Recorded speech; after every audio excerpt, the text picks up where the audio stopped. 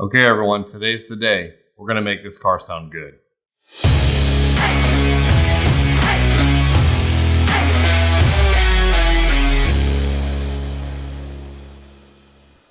How's it going everyone? My name is Dan and today we are gonna be tuning a DSP. So this is the 2020 legacy that we've been working on in the previous videos.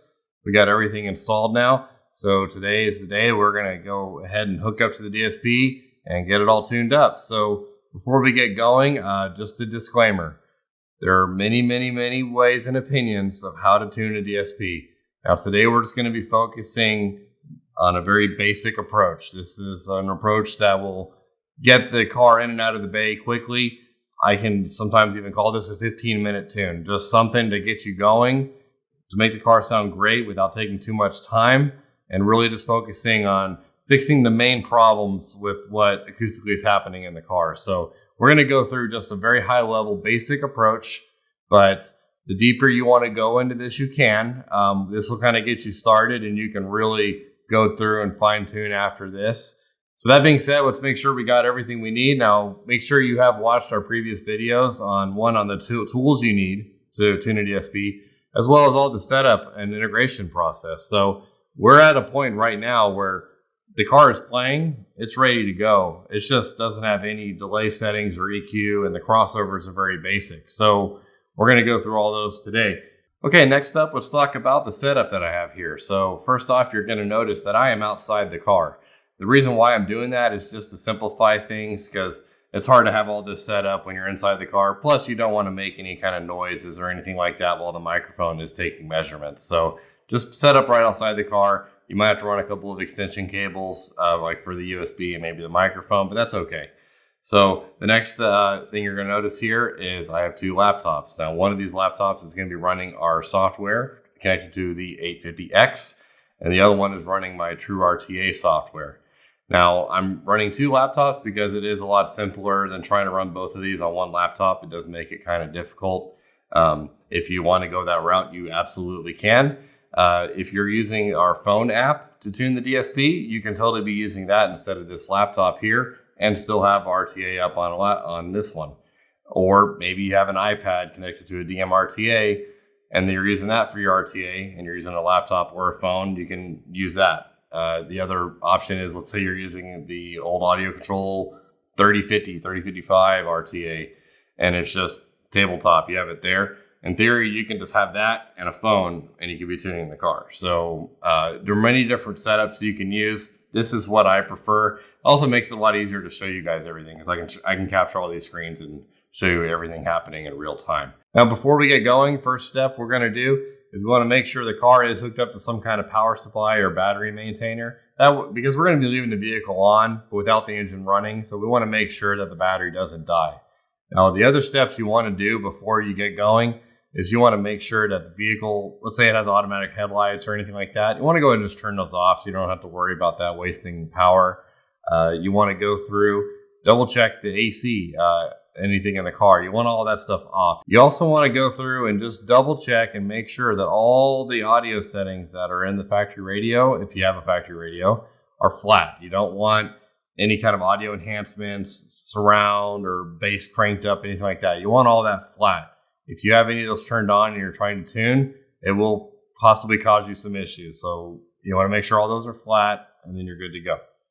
Okay, so the next step is you want to set the microphone up in the driver's seat. Before you do this, you want to make sure that the seat is set in the position to where whoever drives this car mainly is set in the position that they normally have it at. That way, you're not tuning it for someone who is 5 feet tall when the owner of the car is actually 6.5 feet tall. They might have a different effect on how it sounds. So you want to put the seat in position that it was, and you also want to put the microphone as close to the ear level as you can.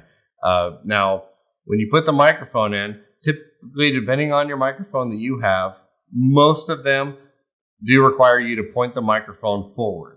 And that is because there is a calibration in all these microphones, and they are calibrated from the factory pointed in that direction. So you want to make sure you do that. Now, if you have a different kind of microphone, like actually the one I have that has a 90-degree offset calibration, you can point it up. But for today, we're going to be pointing it forward because that's going to be the most common microphone setup that you're going to see. All right, great. So now you have the microphone set up. So the next step is going to be to grab your tape measure, and we're going to go ahead and do some delay measurements. Now this is, like I said in the previous video, this is the easiest way to do it. Now there are other ways to do it. You can use polarity pulses and do it by ear. You can do sine sweeps and do delay measurements. You know, there's lots of different ways to do this. The simplest way is to use a tape measure, and I'll show you guys a website where you can actually calculate the delay. So first step is we're going to grab the tape measure. We're going to go in the car and we're going to measure from the center of the speaker or the grill. And I know a lot of the time it's going to be behind a grill. You want to get to the center point of the grill, and you want to measure that to the tip of the microphone. And we're going to make the tip of the microphone the other end of the measurement for all the speakers. So you're going to want to go through to each speaker in the car. We're going to take that measurement and we're going to write it down on our notepad. Now, let's say you do have rear speakers in the car. Now, today we're actually not going to be tuning rear speakers, but if you are doing rear speakers and they are hooked up to your DSP, then you can go ahead and take those measurements just like you would the front speakers. And you also want to measure the subwoofer about as close as you can. In this car, I actually measured to about the middle of the rear deck of the car. That's about a pretty close accurate estimate to where the sub will be. In this car, the subwoofer is in the trunk. It actually is a halo enclosure. And this leads us to the next point, which is the system that's in the car. That way you guys are all familiar with what we're doing today. It is an active three-way front stage, and everything is in the stock location. That means there is a channel of amplification and a channel of the DSP hooked up to every speaker in the car, except for the rear speakers. We're not going to be worrying about those today. Cool. So now you got all your measurements and you have them marked down. And by the way, for today, we're doing this in, we'll call them freedom units. We're in inches. Now, if you are in centimeters, then you can still do the same calculation. But for this demonstration, I'm in inches. So we have them all written down. And we're going to go to a website that is free. It is called traceright.com. Here is the address, just in case you need to see it. And this website is one reason why we're not doing rear speakers, because it actually doesn't allow you to calculate rear speakers, but you can actually figure it out.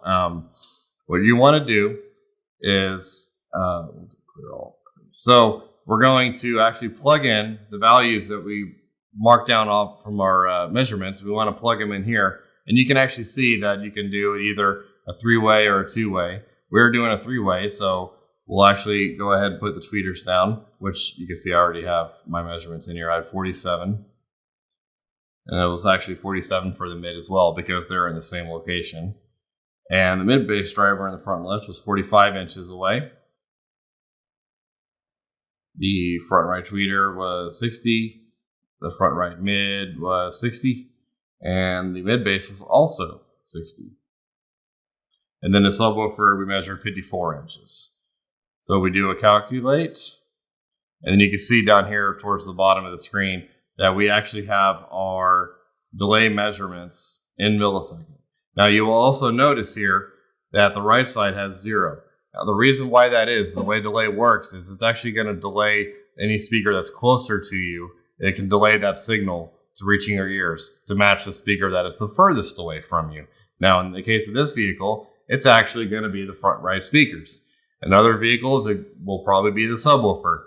Sometimes, for example, a lot of trucks, it's almost always like the front right mid bass or maybe the front right dash speaker.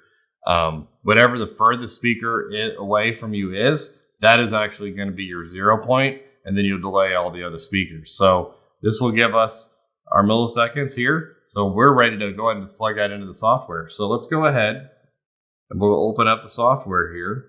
You can see I'm already connected, and we already have our out-of-the-box, just basic settings here. And we're going to go ahead and plug in these values that we see here. So a really easy way to do this on the 850X is I just click one of the speakers down here in the little map of the system. And you can go through and do all your delay settings right here. So the front left tweeter was 0.95. So we can actually just type in 0.95. Actually, sorry, we got to clear this out first. Do 0.95, enter. Now what it'll do is it's going to probably not be the exact number you put in. It's going to put you at the next closest value, which is totally fine. So we'll do the same thing with the next speaker, 0.95. And I'm hitting enter when I'm done.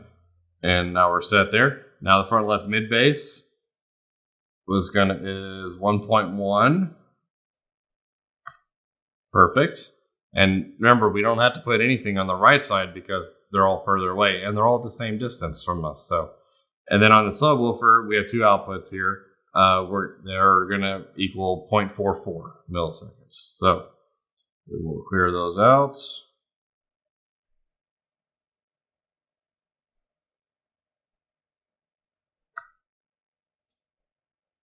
That's it.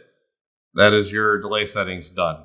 Now, you might be asking, why do you not just put in the distance in the software? The reason why is because the software does not calculate the differences between, because every car is a little different. So you have to do it this way.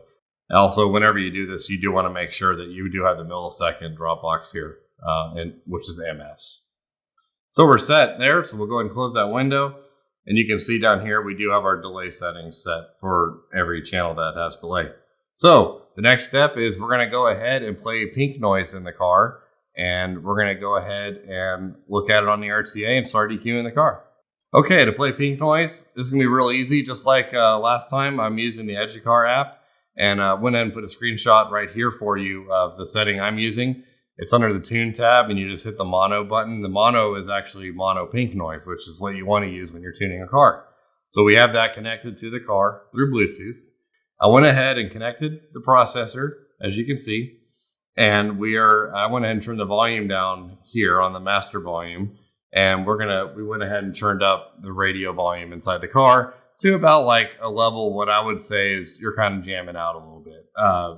That way, we're not having to open and close the door and keep going in and out of the car to adjust the level to get it to where we want on the RTA. We just have control of it right out here. So we already have the pink noise playing. So we just give it a little bit of volume. And as you can see on the RTA screen, that is the signal in the car. So we'll give it a little bit more. Now, as far as how loud do you play it, that's going to vary. I do it by ear. When I'm outside the car, I can kind of hear it through the car. That's good enough for me. That's another reason why I don't crank the volume all the way up in the car. I put it at a level where I say you're jamming out, and actually I'm a little below that because I have it turned down in the DSP. So the next step is to go ahead and start muting some channels, because the first channels we want to look at are on the right side of the car. So I always mute the subwoofer first. And we're going to go ahead and we'll go ahead and mute both mid-bass drivers. We will mute everything except for the front right mid-range.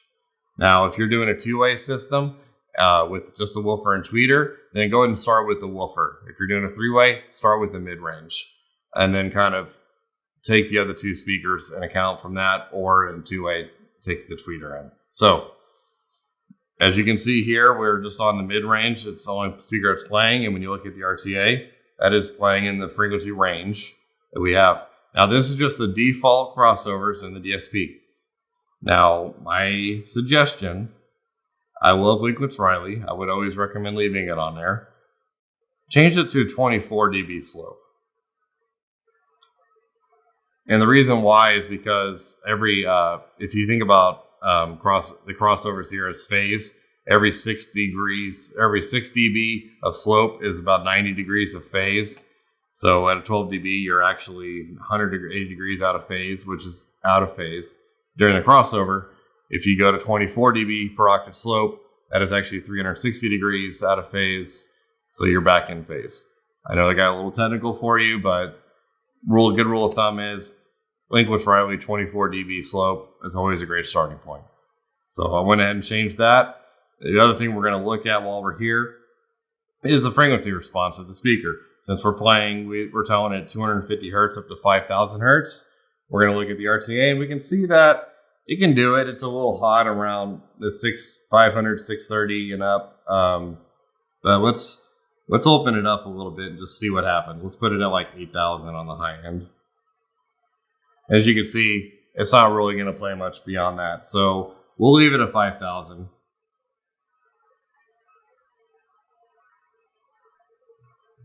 And then the 250, as you can see, it's pretty close. It's going to be down a little bit. The blend from the mid-bass driver will probably fix that. We'll find out here in a moment.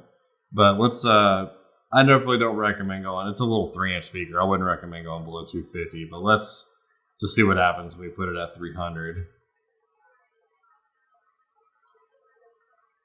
So as you can see, the 200 bar actually went down a little bit when I did that.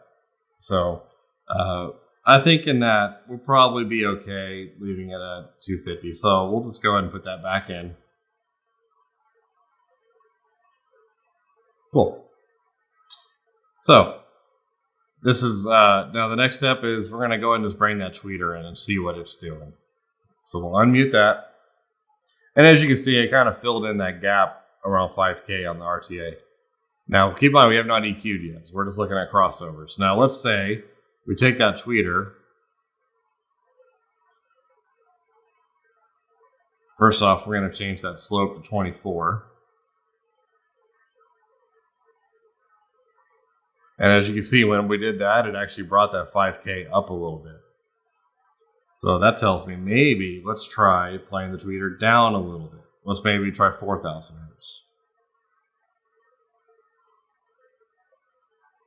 And it brought it up a little bit. Let's take that mid-range and we'll also put that at 4,000 because typically you want them to be at the same crossover point.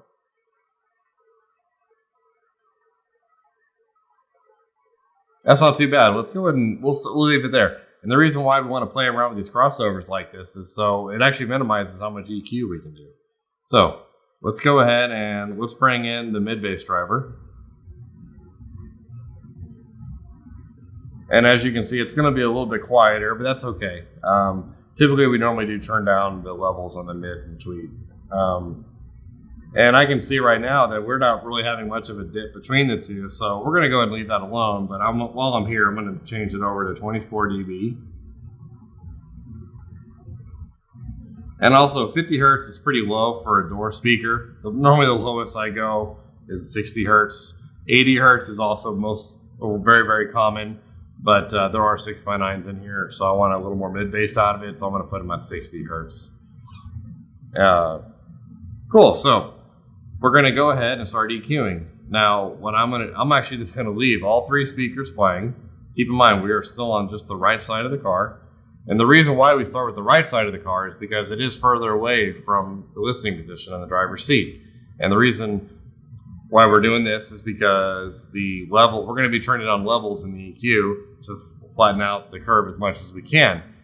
When we get to the driver's side, the speakers are a little bit closer. They could be a little bit louder. And we want to match the left side to the right side. So if we do the left side first and we turn things down and we get to the right side and the right side's quieter, then we'd have to turn things up or boost. We really don't want to boost. So we're going to go, that's why we start on the right. So we can turn it on the left to match the right side. So now we're going to ready to EQ. So as far as EQing goes, there's going to be multiple opinions on what kind of curve you want to do. Now, I can tell you right now, you do not want to aim for a flat line. The reason why is because it's going to sound very dull and very bland and not very bassy. There have been multiple studies on how we listen, and there's going to be a lot of curves that are recommended. Now, here's a curve right here that is pretty common. Harman did a lot of work on that, so it is more responsive to how we listen. So we actually want to do a curve that's more like that. Now, typically we want a little more bass in a car. So the curve I'm using is right here. This is what it looks like. So that's what we want to aim for on the RTA. We want it to mimic that. Now, one thing that is really cool about true RTA is it actually have that curve saved in here. And it actually is already applied. So it'll apply it inverse. So I'm actually aiming for a flat line, but behind the scenes, it is actually doing that curve. And once we get it tuned, I'll show you what it looks like. So it just makes it a lot easier to aim for a flat line. That's going to be dependent on what RTA you're using and what kind of software, but on this software, it does allow you to do that. So first things first, we're on the mid-range, and I'm going to highlight the one frequency that stands out to me as being up too high. Now, you don't want to bring your lower frequencies up. You want to bring, your lower amplitude or volume level bars here. You don't want to bring those up. You want to bring the high ones down. So let's go ahead and we'll go over to 2K. And with this software, it's really easy. I actually just click and drag. Now, if you're using the app, it's going to be pretty similar. So we'll take 2K and we'll drag it down. You'll actually hear the difference in the car, and you'll see it drop down on the RTA. Cool. So let's go ahead and we'll probably come back to that. But let's look at the next highest one, which is 800 hertz.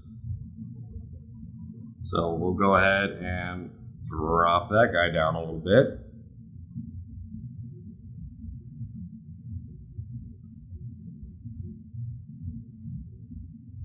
Cool. And I'm going to go ahead and drop it down to 2.5 a hair.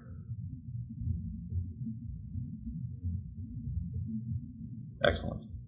Now we'll go ahead. I think 500's up a little high, so we'll just bring it down just a tiny bit. Cool. And as you can see, our mid-bass driver is actually already pretty good.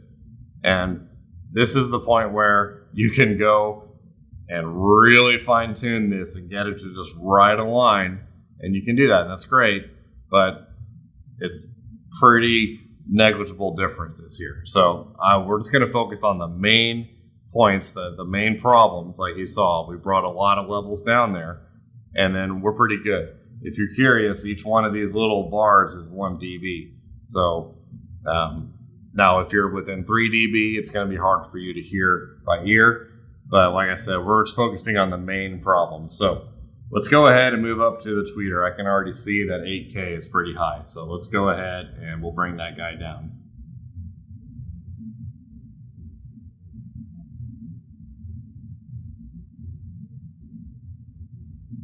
Now you can see what happened there is around 5K, and it actually also went down. You can see on the RTA, that's because the parametric, the Q of it, is actually affected frequencies around it. So we can actually narrow this up. Real easy way is you just click the square and drag it over.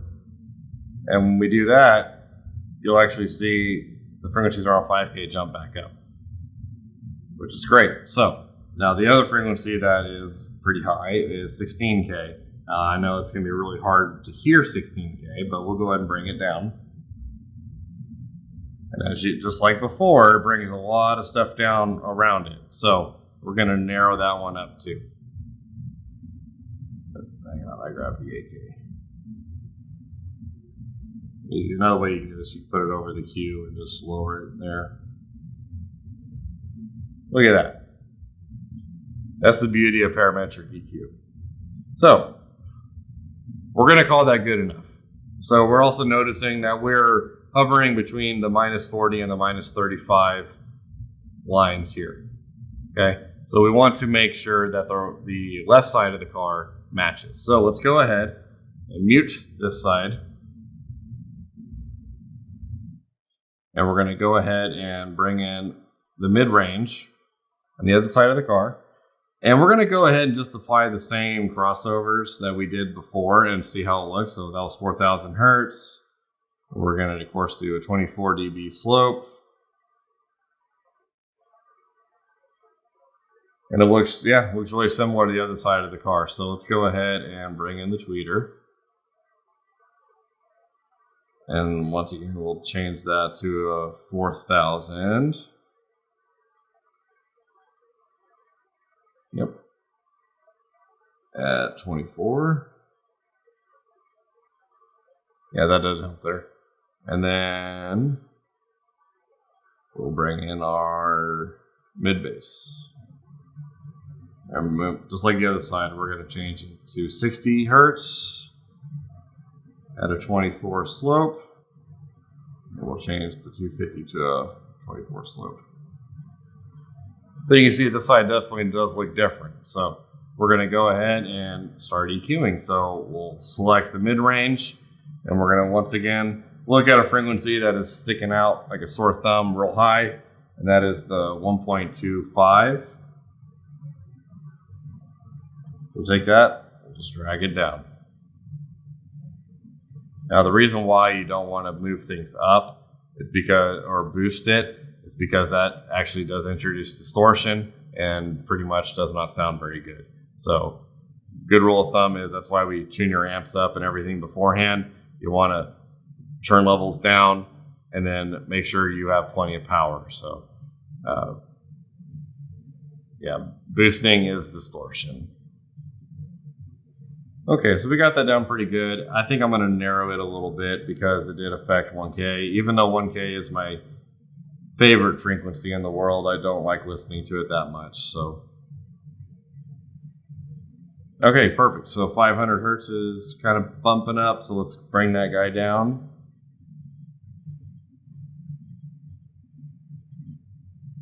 Excellent. And we're going to go ahead and drag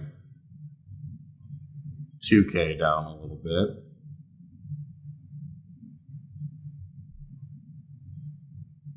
Now, as you can see, we're actually a little bit higher overall than we were on the other side of the car, because remember, we were between 35 and 40. So what we can do here is actually lower the level of this channel. We'll lower it 3 dB. And you can see now we're pretty close to where we were on the other side. And we just did that by level. We don't have to do that in EQ. Perfect. So we're going to go ahead. I'm going to look at the mid bass next, and because I can see that 200 hertz is jumping up a little bit. We'll go ahead and just kind of bring that down a tiny bit.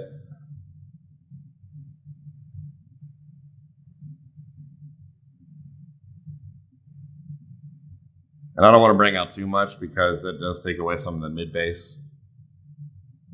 Now, when you look over here, you can see that my 160 hertz is kind of down, which is weird because a lot of cars it actually is normally really spiked up. But if it's down like that, your instinct is going to say, okay, I'm going to go to the EQ and I'm just going to bring it up, just like before. That is distortion. Now, if you do have to bring something up, bring it up. I don't go beyond plus 3 dB at the most. So we're just going to go up a tiny, tiny bit. I'll bring up 125 a little bit, so it just kind of, yeah. Now, if it is down a little bit, that's just how it's going to be. It's going to sound a lot better to not mess with it than if you were trying to boost it. That's also just what this microphone's measuring at this point. To your ear, it could be a little bit different. So I'm not going to stress that too much. Cool. So let's go over to the tweeter.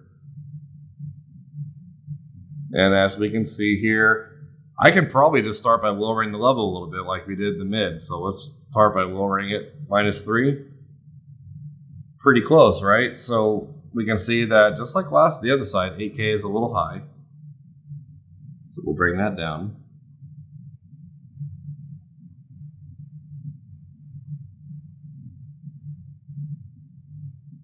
Cool. And we're going to narrow it up a little bit because it did affect the frequencies to either side of it. Perfect. And then 16K is also a little high, so we'll bring that down. And we will narrow that one up as well. Cool. And looking at that woofer again, I can see that the 200 hertz is a little hot, so let's bring that down.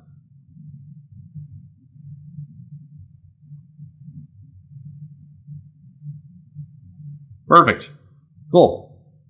So we're going to go ahead, and the next step is to unmute the other side. And whenever we do that, we want to look at the RTA. We want to make sure when we unmute a channel, we want everything to kind of move up. Now, if for whatever reason it moves down, that means you do have a speaker out of phase, which means you did not polarity check earlier. But that's okay. We can fix that. I'll show you how. So let's first unmute the tweeter on the right side. And as you can see, it did jump up a little bit, but it also means that we do still have a little bit of hotness at 8K. So what we can do here is we can still lower 8K a little bit on both sides. Whatever you do to one side, you want to match the other. So we'll do a little bit on that one, and we'll do a little bit on that one. And you can just kind of go through and massage that. Now we're going to go ahead and unmute the mid-range. Yep, and it brought that stuff up pretty good. And then the mid-bass. Yeah. So not too bad. Next step is we want to look at the subwoofer. So let's see here. Easy way. We're going to look at it just on its own. So we'll mute everything. Now, since we have 2 channels on subwoofer, if you do apply any kind of EQ, you do want to do it the same to both. So right now we do have a high pass on here that's like a subsonic filter. That's great, 21 hertz. We'll leave that alone. But we look at the subwoofer, we can see it's really not that bad. And I will be 100% honest with you guys, about 9 times out of 10, I never EQ the subwoofer. Because when you do, you're taking away some bass. People like to have their bass. I would just leave it alone.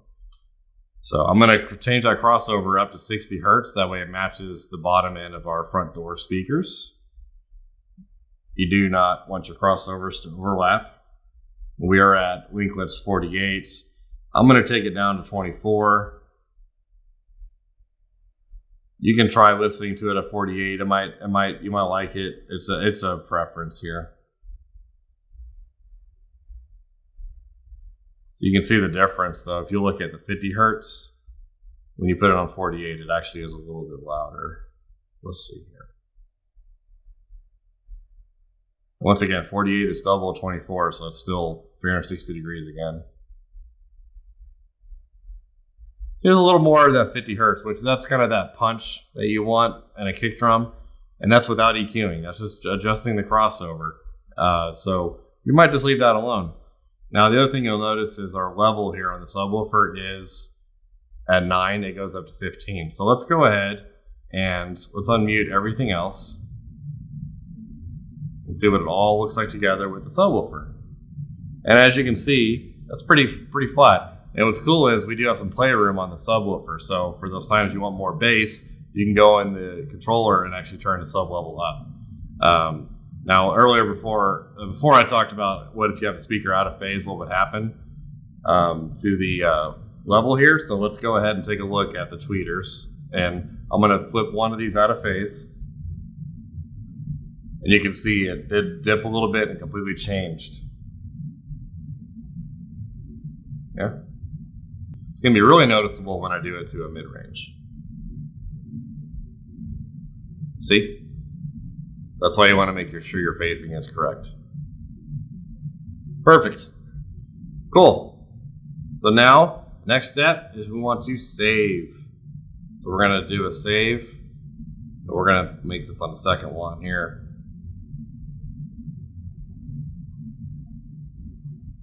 You can call it whatever you want. Cool. Now the next step is you want to get in the car and you want to listen. You want to listen for it and you want to use music that you know very well and you also know is recorded very well. And you want to just listen for the staging, the imaging, tonality of the system. Does it sound right to you? So a little bit of tips and tricks for you while you're doing this because I can't really do this in a video.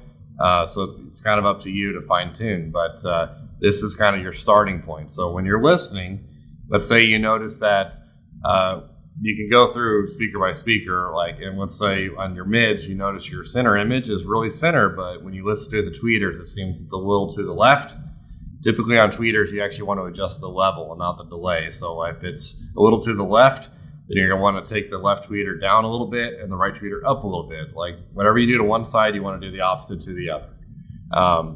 And then see if that shifts over. And then in lower frequencies, like in the lower mid-range and mid-bass, delay is more obvious to our ears. So if it seems like it's a little to the left, then add a little bit of delay and see if it walks over to the right on the left speaker.